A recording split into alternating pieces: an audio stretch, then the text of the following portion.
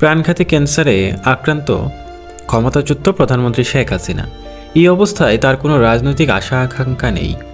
যত দিন বেঁচে থাকবেন রাজনীতি ছেড়ে পরকালের পাথে জোগাড় করতে চান তিনি।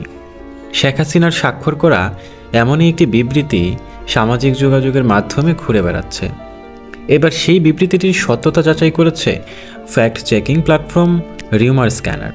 গত 28 জানুয়ারি নিজেদের অফিসিয়াল ফেসবুক পেজ থেকে ফেব্রুয়ারি মাসের অন্তর্বর্তীকালীন সরকারের বিরুদ্ধে রাজনৈতিক কর্মসূচি ঘোষণা করেছে আওয়ামী লীগ। ঘোষিত কর্মসূচি অনুযায়ী 1 ফেব্রুয়ারি থেকে 5 ফেব্রুয়ারি লিফলেট বা প্রচারপত্র বিলি, 6 ফেব্রুয়ারি প্রতিবাদ মিছিল ও সমাবেশ, 10 ফেব্রুয়ারি বিক্ষোভ মিছিল সমাবেশ, 16 ফেব্রুয়ারি অবরোধ কর্মসূচি, 18 ফেব্রুয়ারি দেশব্যাপী সকাল সন্ধ্যা সর্বাত্মক কঠোর হরতাল। এছাড়া বিজ্ঞপ্তিতে শেখ হাসিনাকে প্রধানমন্ত্রী হিসেবে উল্লেখ করেছেন। তবে বিজ্ঞপ্তিটি দলটির সংশ্লিষ্ট কোনো নেতাকর্মীর পক্ষ থেকে তা উল্লেখ ছিল না। এরই প্রেক্ষিতে সম্প্রতি শেখ হাসিনার বিবৃতির দাবিতে ফেব্রুয়ারিতে হরতাল ও আন্দোলনের গুজব বিষয়টি জরুরি বিজ্ঞপ্তি শীর্ষক শিরোনামে একটি বিবৃতির ছবি সামাজিক যোগাযোগ মাধ্যমে প্রচার হতে দেখেছে রিউমার স্ক্যানার।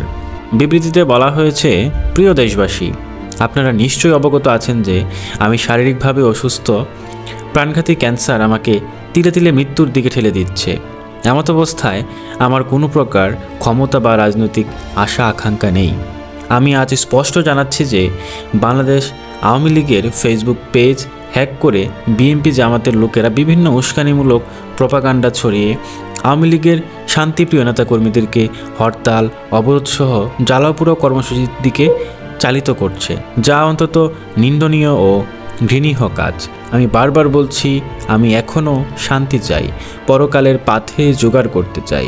আমি স্বার্থহীন ভাষায় বলতে চাই, আমি এখনও বাংলাদেশের আওয়ামী লীগের সভানেত্রী এবং আমি এসব সন্ত্রাস ও জ্বালাও কর্মসূচির সাথে আমার বা আমার দলের দুর্মত সম্পর্কও নাই।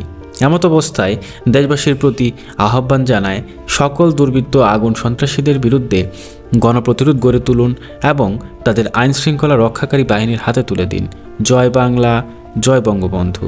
বাংলাদেশ চিরজীবী হোক। ধন্যবাদ।